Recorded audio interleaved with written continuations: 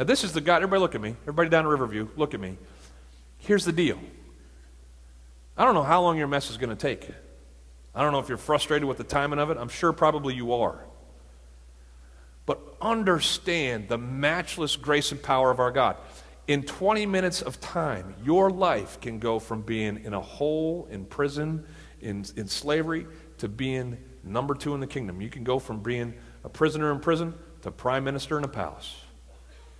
And all it takes, God, is a moment of grace.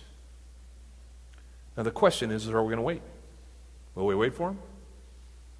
When messes come to our lives, we need to do something. And we need to be doing that something, faithful to him, for however long it takes. Because somewhere along the line, in our doing something, God's going to come on. And he's going to steer us to where he needs to go. You with me? So if you're in a mess, be encouraged. Do something and wait for God to do something. It's coming. Now, if you're a friend of someone who's in a mess, let's find the rest of the story, and then we'll go home. Boaz is there, just so happens to be there, ha ha ha. And he says to his foreman of the harvesters, hey, who's that girl? Now this is the third providential act, because Boaz wasn't supposed to be there today, or just so happened to be there that day. Ruth just so happened to pick the field, and now Boaz just so happens to notice a woman that's working in his field. Now you got to understand, Boaz, just so you know, we'll get into this later in the other weeks, but he's a single, wealthy warrior.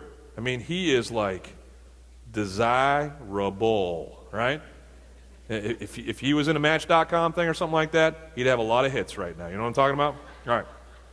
Now, he comes to this scene, and, he's probably got his eye out for that special somebody, that special girl. But you got to imagine that he's not looking amongst the slave workers for that special somebody. Especially the widow, foreigner, poor lady who has been working hard all day. And keep in mind, this was not a very sanitary culture. All right, so she's all muddy. Girls, if you're going to meet like the prince, this is not how you go about doing it. You don't work in the field all day, get mud on your fingernails and all that stuff, mud on your face, sweat like and you smell like a clam. You know what I'm talking about? And you don't do it so that you can attract that male. This is not how we go about it here, right? But this is where she's at. And Boaz is led to ask the question about her anyway. He says, who's that girl? The foreman says, oh, well, that's that Moabitess that we've been all hearing about that came back with Naomi. Put the verses up. You can read it. That's that Moabitess. She's coming back, and she came up to me, and she said to me very politely, here it is, humility, please, let me glean and gather among the sheaves behind the harvesters. And I said, sure. And you know what she did? She went out and she did it. I mean, I thought she'd only last an hour. I mean, she's this, poor lady. She's probably not even going to be able to do the hard work. But she went into the field, and she's worked steadily from morning until now. And except for a short rest, I mean, she's just an amazing woman, Boaz. She's blowing my mind. And as it were to be, she blew Boaz's mind.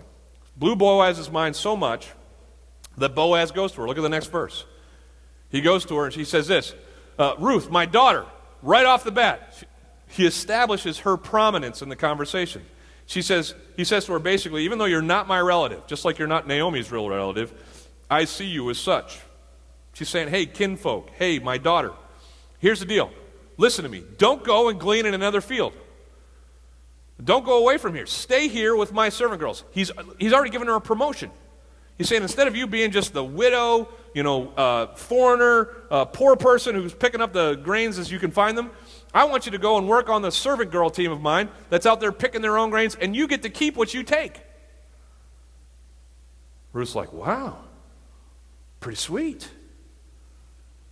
But he goes on, he's got more. He says on top of it, he says, yeah, watch the field where the men are harvesting, which is the choicest part of the field. He didn't trust the bad part of the field to the women. No offense, ladies.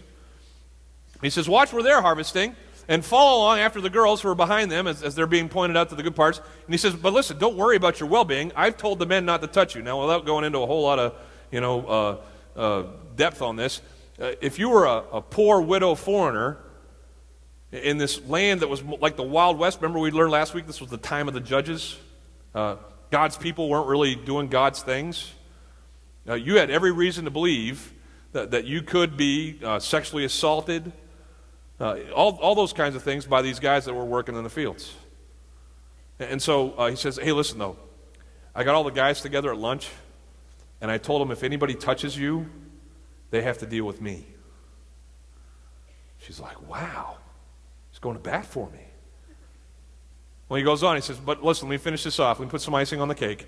He says this, and whenever you're thirsty, make sure you go and get a drink from the water jars that the men have filled. And everybody that heard him say this was like, hang on! Now stop it right there. You can promote her, you can tell us not to mess with her, but I am not drinking after a woman.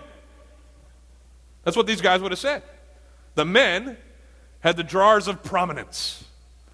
Their water was the cleanest water, the best water, and it was set out in the field. You got to understand, there wasn't a spigot back then. If you got water to work or to drink off of while you were working, someone had to go down to the well and haul it over there on camelback or on whatever and set it down so that you had water for the day. Everybody else, including all of the women, they would have to go to the well for themselves.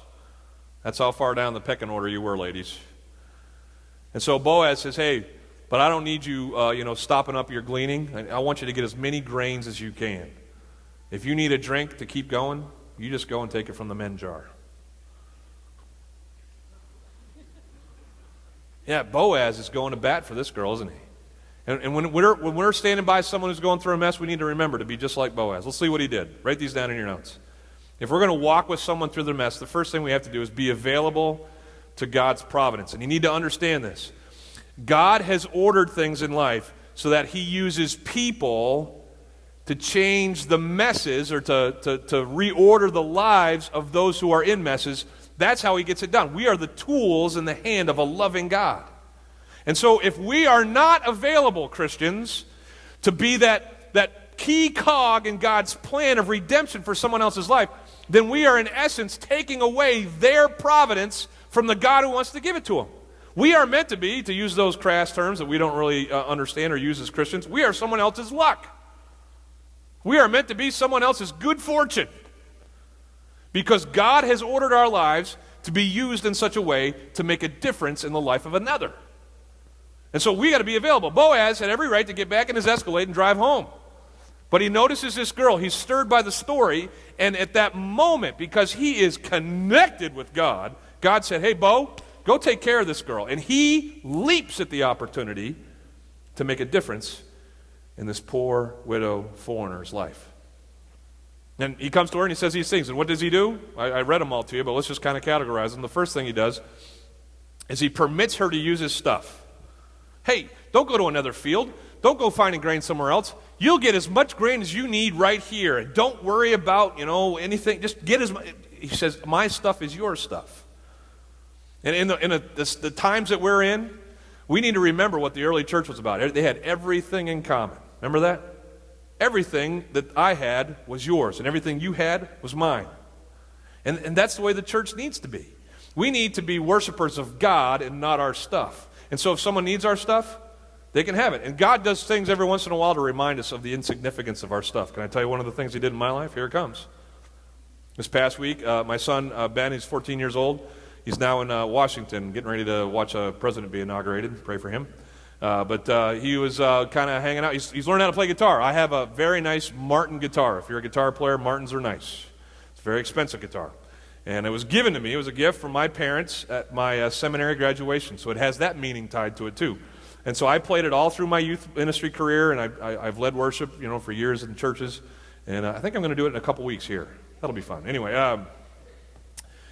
or maybe I won't after you hear the story. But I brought my guitar home so that as Ben was learning, he had a guitar to play on. And I gave him some very specific rules. I told him to be very careful with the guitar. It was clear that it needed to go back in the case when he was done. Well, but as he's done that, and he's gotten better. He's actually much better than me now. I hate him for that. But anyway, he's kind of gotten looser with the guitar. One night, without me knowing, he took the guitar outside. He wasn't wearing a guitar strap. He actually walked across the street to my neighbor's house to find out something. And on his way back, it had just rained in our neighborhood. The pavement was slick.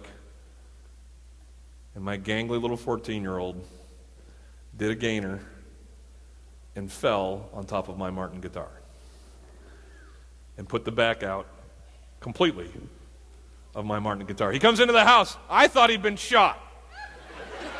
I mean, he swung the door open. It's not making any sense. He's just freaking out. And I'm like, where's the bullet? Where's the bullet? I didn't really say that, but I was like, what is going on? And he, through his sobbing and stuff, he's like, Dad, I'm so sorry, Dad, I'm so sorry. I'm like, what happened? He says, I fell on your guitar.